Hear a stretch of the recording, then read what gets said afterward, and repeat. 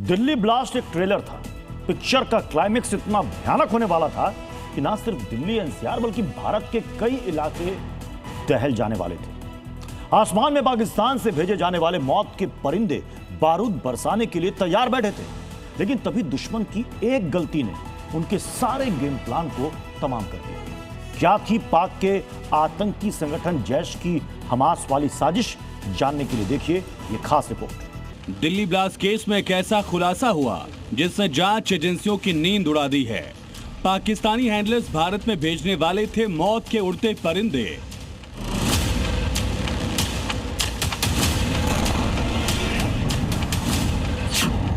दस किलो वजन उठाने वाले, लंबी दूरी तक उड़ने वाले फ्लाइंग बम। ये फ्लाइंग बम कुछ और नहीं, ये थे ड्रोन के पार्ट्स जो एक इशारा मिलते ही जगह जगह बारूद बरसाने वाले थे। पाकिस्तानी हैंडलर से भारत में मौजूद आतंकियों को ये ड्रोन के पार्ट्स विदेश की फर्जी कंपनियों के जरिए भेजे जाने थे।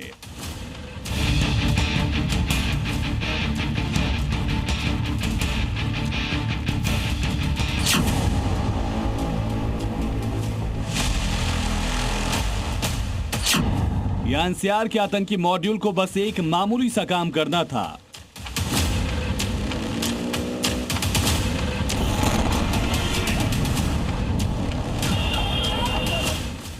ड्रोन के भेजे गए पार्ट्स को असेंबल करना था और उसके बाद बारूद भरे इन ड्रोन्स को अलग अलग ठिकानों पर ताबड़तोड़ हमलों को अंजाम देने के लिए इस्तेमाल किया जाना था।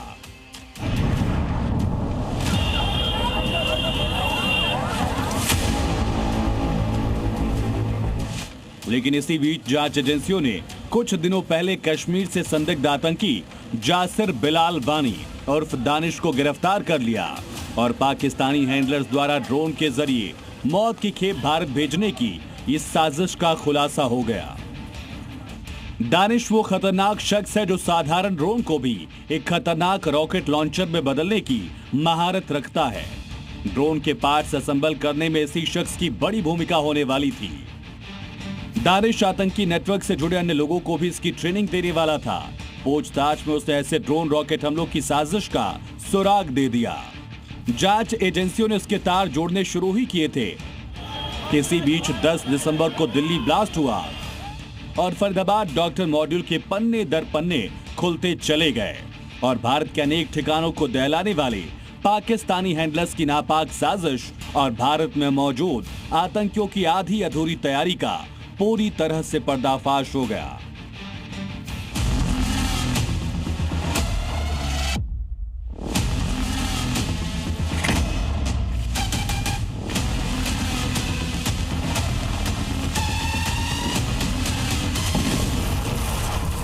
दिल्ली बम ब्लास्ट सिर्फ एक धमाका नहीं, आने वाली तबाही का ट्रेलर था। इस ट्रेलर में निकट भविष्य के खौफनाक हमलों की तैयारियों का एक इंटरनेशनल मॉडल भी झलक आया। इससे जो सबसे खतरनाक बात सामने आई वो ये कि जैश अब हमास की रणनीति पर चल रहा है। ड्रोन, अस्पताल, फर्जी कंपनियां, ये कोई लोकल मॉड्यूल नहीं था, एक इंटरनेशनल मॉडल भी झलक आया।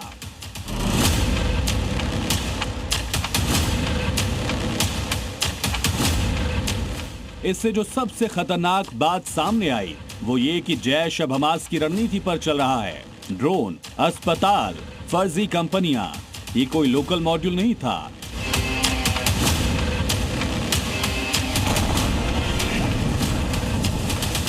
ये एक इंटरनेशनल टेरर नेटवर्किंग का तरीका था। इस इंटरनेशनल कोलैबोरेशन से पाकिस्तान का हैंडलर मौत के ड्रोन गिराने वाला था, वो भी 10 किलो तक वजन उठाने वाले मिलिट्री ग्रेड ड्रोन, जिन्हें अलग अलग पार्ट्स में भेजकर भारत में असेंबल किया जाना था। ये वही मॉड्यूल था जो चुपचाप बिना किसी शक के भारत की जमीन पर एक मिनी ड्रोन आर्मी तैयार करने की तैयारी में था। आखिर कैसे भेजी जा रही थी ये ड्रोन मौत मशीन, आइए इसे समझने की कोशिश करते हैं। स्टेप 1, पाकिस्तान में बैठे हैंडलर ने एक दूसरे देश की फर्जी एक्सपोर्ट कंपनी को इस्तेमाल किया। स्टेप 2, भारत की एक सामान्य दिखने वाली इंपोर्ट कंपनी के नाम पर ड्रोन के कल पुर्जों का ऑर्डर भेजने की तैयारी की। और आखिरी स्टेप 3, दिल्ली एनसीआर और जम्मू कश्मीर में बैठे आतंकी इन्हें असेंबल करके फ्लाइंग बम बनाने वाले थे।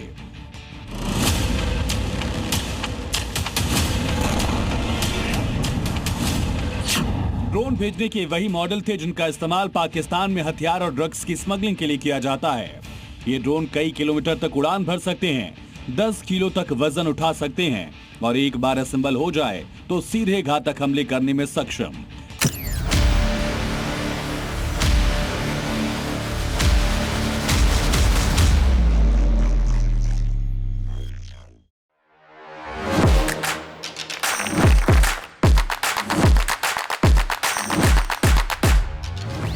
Please welcome Dr. Subhash Chandra. And habit can be micro, macro.